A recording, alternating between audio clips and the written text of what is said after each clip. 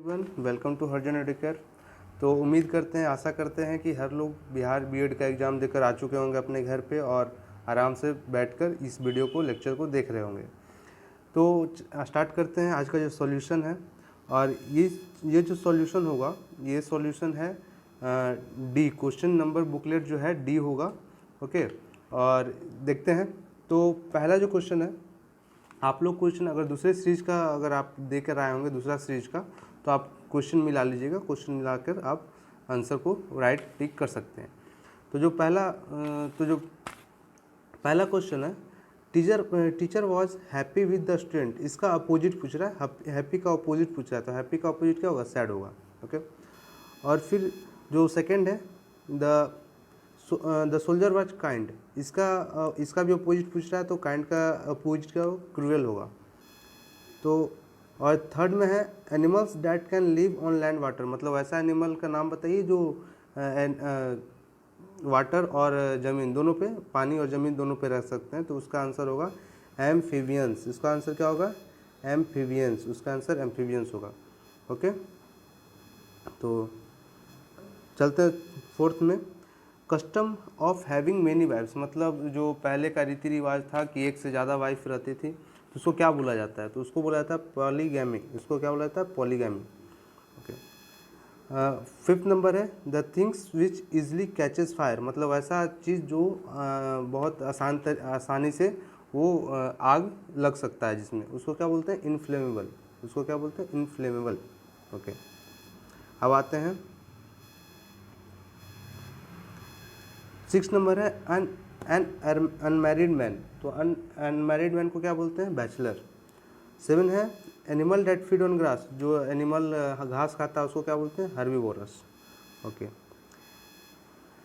We must give up our bad habits, मतलब क्या बोल रहा है कि हम लोग को अपना जो बैड हैबिट है उसको त्यागना चाहिए। उसका आंसर क्या हो जाएगा? इसका साइनोनिम्स पूछ रहा है, इसका आंसर हो जाएगा leave. Okay, Sardar Patel was an iron man, उसका साइनोनिम्स क्या हो जाएगा? A man of firm determination. उसका आंसर हो जाएगा B. The boy was knock down by truck, मतलब बॉय जो है ट्रक के द्वारा उसको नॉक किया गया, मतलब उसको क्रश किया गया, उसको धक्का दिया गया। तो उसका क्या हो जाएगा? Crush down. ठीक है, अब आते हैं दूसरा में। तो जो 11 नंबर क्वेश्चन है, to read between the line, इसका जो अर्थ होगा, मतलब कि द टू रीड केयरफुली, इसका अर्थ क्या होगा? To read carefully. इसका आंसर बी होगा। ठीक है, और सेकेंड 12 नंबर है one should not make irrelevant map, मतलब इसका 12th का जो आंसर होगा वो होगा ए, रीजनेबल। ठीक है, और 13 का है वर्क हार्ड, ये फिल इन द ब्लैंक्स है। इसको इन चारों ऑप्शन में से वहाँ पे किसी एक को डालना है। तो 13 नंबर में क्या होगा? Work had blank you should fill, should हमेशा अपने साथ लिस्ट लेता है, तो इसका आंसर हो जाएगा बी। इसका आंसर हो जाएगा B. Okay, 14 number we sailed on the river, we sailed on the river, at last he yielded for the temptation, for the temptation. Okay, तो ये था इंग्लिश का। आप लोग पूरे क्वेश्चन को मिला लीजिएगा। ठीक है, अगर दूसरे सीरीज का होगा तो क्वेश्चन सब में सेम है, बट उसका नंबर का डिफरेंस है। तो आते हैं अब रीजनिंग में आते हैं। तो रीजनिंग में जो है 31 का हो जाएगा ए, 31 का हो जाएगा ए। हाँ बच्चों, अगर आप रीजनिंग का पूरा सॉल्यूशन डिटेल सॉल्यूशन जानना चाहते हैं तो आप हमारे कमेंट बॉक्स में लिखें, और कमेंट बॉक्स में आप डिमांड करें, तब हम आपके लिए अपना पूरा फुल सेशन, मतलब पूरा फुल डिटेल एनालिसिस जो है रीजनिंग का लाएंगे। ओके, 32 का क्या हो जाएगा? 32 का बी, 32 का बी। 33 का क्या होगा? 33 का क्या होगा? सी, 33 का सी। 34 का क्या होगा? 34 का हो जाएगा डी, 34 का क्या होगा? डी। ओके, अब आते हैं दूसरे में। 35 का क्या होगा? सी, 35 का क्या होगा? सी। 36 का क्या होगा? सी। 36 का सी। 37 का क्या होगा? 37 का ए। 37 का ए। ओके।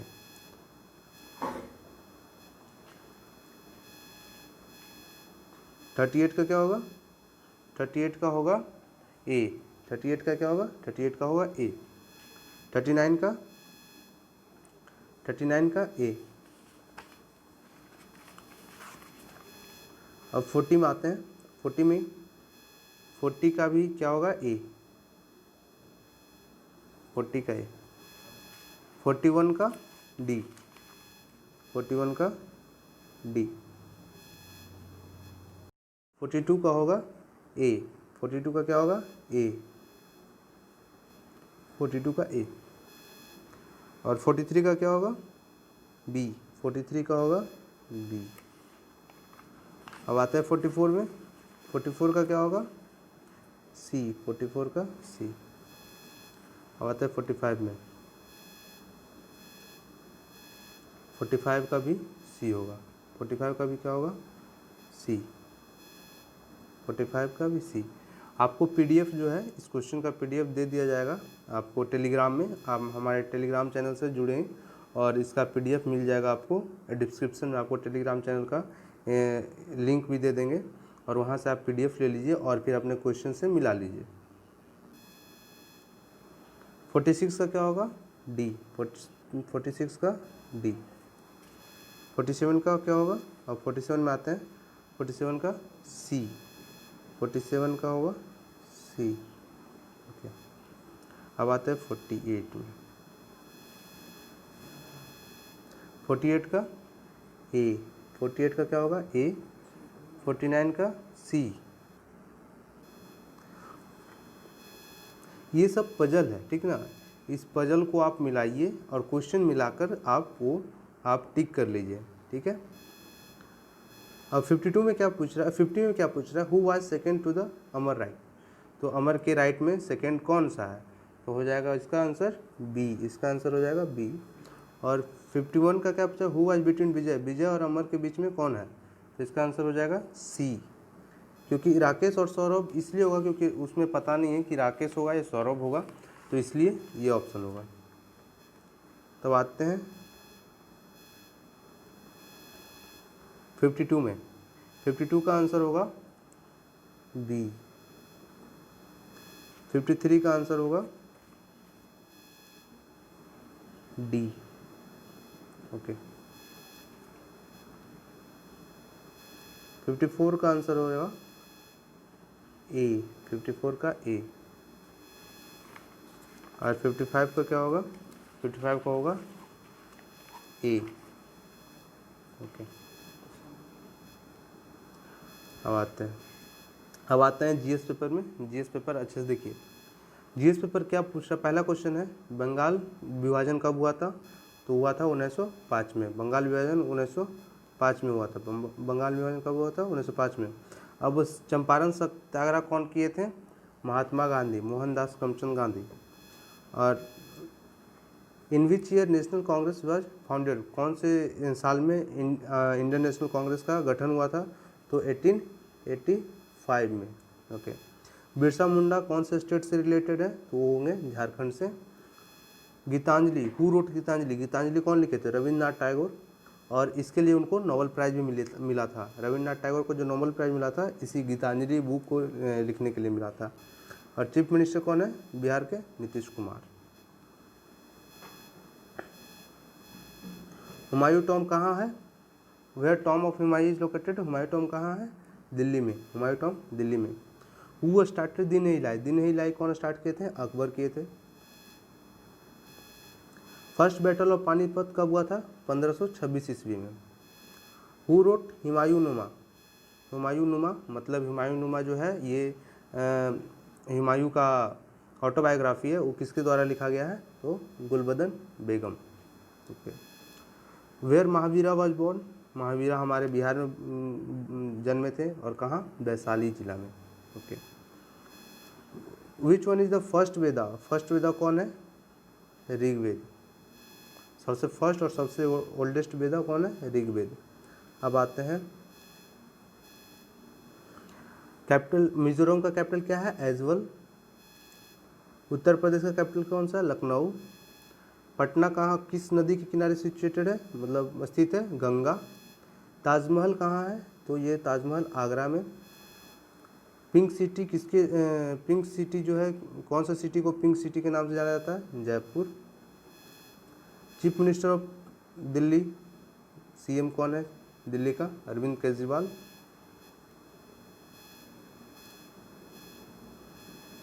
तो द वाइसफर ऑफ अर्थ इंक्लूड, मतलब जो पृथ्वी के जैव मंडल हैं उसमें कौन कौन से शामिल होते हैं? तो तीनों होते हैं, एटमॉस्फेयर, हाइड्रोस्फेयर, लिथोस्फेयर। वायुमंडल, जलमंडल और स्थल मंडल, ये तीनों को मिलने के बाद ये एक हमारा बायोस्फीयर बनता है। A place on earth can be Son with the help of, मतलब जो कोई भी हम प्लेस को, कोई भी जगह को हम अगर लोकेट करना चाहते हैं पृथ्वी पे तो किसके द्वारा करेंगे? तो ये हो जाएगा लॉन्गिट्यूड, लॉन्गिट्यूड लैटिट्यूड दोनों के अलावा, यानी कि बोथ ए एंड बी, मतलब दोनों के हेल्प से हम लोग कोई भी लोकेशन को लोकेट करते हैं। तो बोथ ए एंड बी होगा इसका answer C. Okay. Capital of Bihar हम लोग जानते हैं Patna. Who is governor of Bihar? Bihar के गवर्नर कौन है? Phagu Chauhan. In which state doctor मतलब डॉक्टर बी आर अम्बेडकर जो हैं, कौन से स्टेट में उनका जन्म हुआ था? तो वो होगा मध्य प्रदेश। अब आते हैं कोसी रिवर किस स्टेट में है? बिहार में। और कोसी रिवर को सौरव ऑफ बिहार भी बोला जाता है, ठीक है। What is the capital of Nepal? Nepal का कैपिटल कौन सा है? काठमांडू। फादर ऑफ कंप्यूटर कौन थे? Charles Babbage. इंडिया रुपी, मतलब इंडिया करेंसी रुपी है, तो बांग्लादेश का करेंसी क्या होगा? टका। मायोपिया जो है आँख से रिलेटेड है, मायोपिया जो बीमारी है आँख से रिलेटेड है। तो और मेनिंजाइटिस जो है किस चीज़ से रिलेटेड, यानी कि ये ब्रेन से। इसका आंसर हो जाएगा B. Which is part of earth, मतलब कौन सा है जो पार्ट ऑफ अर्थ है, अर्थ का भाग है? तो ये तीनों होगा, एटमॉस्फेयर, हाइड्रोस्फेयर, लिथोस्फेयर। वायुमंडल, जलमंडल, स्थलमंडल, ये तीनों जो है अर्थ का भाग्य है। अब आते हैं सेकेंड में, 85 नंबर में, विच one is the biggest ocean on earth? सबसे बड़ा ओशियन, सबसे बड़ा समुद्र कौन सा है? तो ये हो जाएगा पैसिफिक ओशियन। 86 का क्या है? विच गैस, मतलब कौन सा गैस जो है ओजोन लेयर के घटने का कारण है? तो क्या होगा? CFC, chlorofluorocarbons. ओके। जकार्ता किस कंट्री का कैपिटल है? तो ये हो जाएगा Indonesia. Which ocean lies in the west of India? India के पश्चिम में कौन सा समुद्र है? तो क्या होगा? Arabian sea. Who is present defence minister? Defence minister अभी का कौन है? Rajnath Singh. RT act 2009 has been implemented from which year? मतलब किस साल से RT, राइट टू एजुकेशन, जो आर्टिकल 21A में है, वो किस साल से लागू हुआ था? तो 2009 में ही इनेक्ट हो गया था, लागू हो गया था। अब आते हैं Pandit Deendayal Upadhyaya belong to which political party? ये हो जाएगा जनसंघ। कौन से पॉलिटिकल पार्टी से पंडित दीनदयाल उपाध्याय बिलोंग करते थे? Who is writer of book अग्नि की उड़ान? APJ Abdul Kalam. Okay. Which article of Indian constitution imposition of president rule in state? मतलब कौन सा आर्टिकल के द्वारा जो है राज्य में प्रेसिडेंट रूल, राष्ट्रपति शासन लगाया जाता है? तो इसका आंसर होगा article 356। Who is president of India? हमारे इंडिया के राष्ट्रपति कौन है? Ramnath Kovind. Which instrument major earthquake? Earthquake जो है किस इंस्ट्रूमेंट के द्वारा मेजर किया जाता है? तो होगा सिस्मोग्राफ। अब आते हैं, अब ये जो है, ये जो सेक्शन है कुछ teaching learning environment in school, मतलब स्कूल से टीचिंग से रिलेटेड है, तो इसको देखते हैं। Which of the following is major cause of decrease? मतलब समाज में घटते नैतिकता मानकों का मूल कारण क्या है? तो इसका होगा एजुकेशन पॉलिसी फेल्यूर, मतलब हमारे जो राज्य में एजुकेशन पॉलिसी है फेल हो रहा है, इसके कारण जो है ये नैतिकता घट रही है। तो which is not a part of 3R? ये क्या होगा? इसका आंसर हो जाएगा speaking. Okay. Which is related to education of deaf? ये हो जाएगा ऑल ABC। इसका क्या हो जाएगा? All ABC।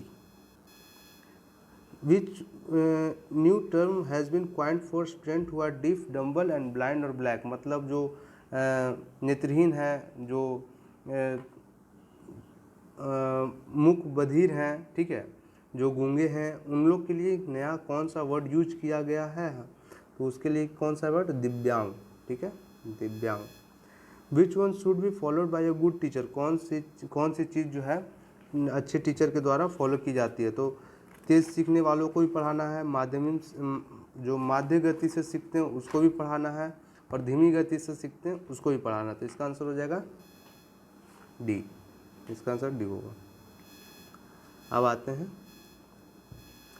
101 प्राइमरी स्कूल, मतलब प्राइमरी स्कूल जो है किस स्तर के स्कूल को प्राइमरी स्कूल, मतलब कौन से क्लास से कौन क्लास तक प्राइमरी स्कूल रहता है, तो क्लास 1 to 5। ओके।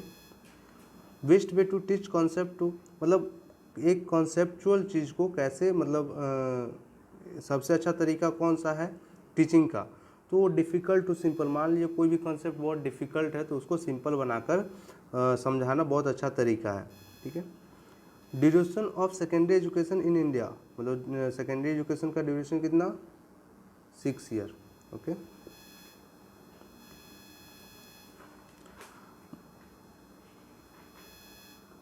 विद्यालयों में विद्यार्थी अनुशासनहीन हो रहे हैं, इसका सबसे बड़ा कारण क्या है, टीचर का एब्सेंटी, मतलब टीचर का उपस्थित न होना, ये सबसे बड़ा कारण है, ठीक है। विच इज वन, एक शिक्षक के लिए सर्वाधिक महत्वपूर्ण क्या है, एक शिक्षक के लिए सर्वाधिक सबसे महत्वपूर्ण क्या है, तो गुड हेल्थ हो जाएगा। गुड हेल्थ होगा तभी वो शिक्षा दे सकते हैं, तो उनके लिए गुड हेल्थ सबसे बड़ी मायने रखती है।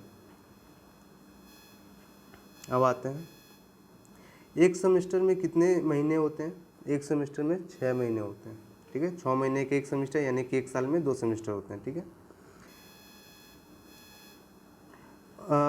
सकारात्मक अधिगम, यानी कि सकारात्मक शैक्षणिक प्रवेश का तत्व कौन सा नहीं है, मतलब ये पॉजिटिव चीज़, यानी कि कंट्रोल बाय फोर्स, मतलब कंट्रोल बाय फोर्स मतलब बलपूर्वक नियंत्रण नहीं कर सकते हैं, ठीक है। NCC belong to which of the following in a school, service activity, service activity, ठीक है। इसमें से कौन साहित्य क्रिया नहीं है, इसमें से जो कौन है वो साहित्य लिटरेरी वर्क नहीं है, एनएसएस, क्या होगा, NSS. Okay.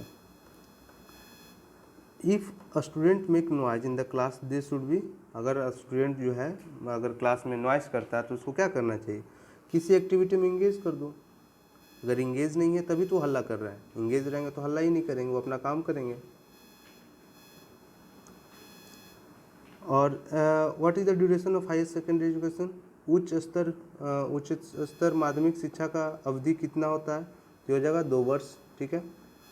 Which is not desired in school, क्या चीज़ जो है जो स्कूल में डिजायर्ड नहीं है, मतलब कॉर्पोरल पनिशमेंट, ठीक है, दैहिक दंड। Okay. Which is responsible cause for growing discipline in school, मतलब कि जो इनडिसिप्लिन होता है स्कूल में, डिसिप्लिन को फॉलो नहीं किया जाता है, तो उसका सबसे बड़ा रीज़न क्या है, lack of leadership by teacher, मतलब शिक्षकों के द्वारा नेतृत्व नहीं किया जाता है, ठीक है, उसका कमी हो जाता है नेतृत्व का, तो वो वहाँ इनडिसिप्लिन आ जाता है। तो 114 में क्या है, इनमें से कौन है जो विच of the following is most effective for promotion of learning among school student, मतलब जो लर्निंग के लिए सबसे अच्छा तरीका क्या है, गाइडेड एक्टिविटीज़, ठीक है। विच is not the part of को सर्कुलर एक्टिविटी, कौन सा है जो को सर्कुलर एक्टिविटी का पार्ट नहीं है, क्लास लेक्चर। अब आता है ये लास्ट है, टोटल 120 क्वेश्चन थे। विच of the following is greatest problem for a school, तो सबसे बड़ा प्रॉब्लम क्या है स्कूल में, लैक ऑफ गुड टीचर, अच्छी टीचर की अनुपस्थिति, मतलब कमी, ठीक है। Which is greatest quality of student for learning, मतलब उसके पास सबसे अच्छा, मतलब जो लर्निंग के लिए सबसे अच्छा क्वालिटी क्या होना चाहिए लड़कों में, क्यूरियोसिटी, मतलब सीखने की चाहत, सीखने की चाहत जो है सबसे बड़ी क्वालिटी है, ठीक है, सबसे अच्छी क्वालिटी है। Which one is not the quality of good school, मतलब कौन सा जो है वो अच्छे स्कूल का क्वालिटी नहीं है, नो ऑर्गेनाइजेशन होगा, मतलब ये अच्छे स्कूल का क्वालिटी नहीं है, ठीक है। विच of the following is not example of physical infrastructure of a school, मतलब कौन सा जो है फिजिकल इंफ्रास्ट्रक्चर स्कूल के फिजिकल इंफ्रास्ट्रक्चर में नहीं आता है। तो फिजिकल इंफ्रास्ट्रक्चर मतलब क्या हुआ, जो दिख रहा है जो है। तो प्लेग्राउंड ये दिखता है, मतलब प्लेग्राउंड भी फिजिकल इंफ्रास्ट्रक्चर में आता है, बिल्डिंग भी फिजिकल इंफ्रास्ट्रक्चर में आता है, लेबोरेटरीज भी आता है। लाइब्रेरियन किसको बोला जाता है, जो लाइब्रेरी में लोग रहते हैं वहाँ देखभाल करने के लाइब्रेरी को लाइब्रेरियन बोला जाता है, लाइब्रेरियन उसको बोला जाता है। लेकिन यहाँ पे अगर लाइब्रेरी होता तो वो करेक्ट आंसर होता, मतलब लाइब्रेरी होता तो वो भी आंसर नहीं होता, लेकिन यहाँ पे लाइब्रेरियन है तो ये आंसर सही है, डी आंसर होगा इसका।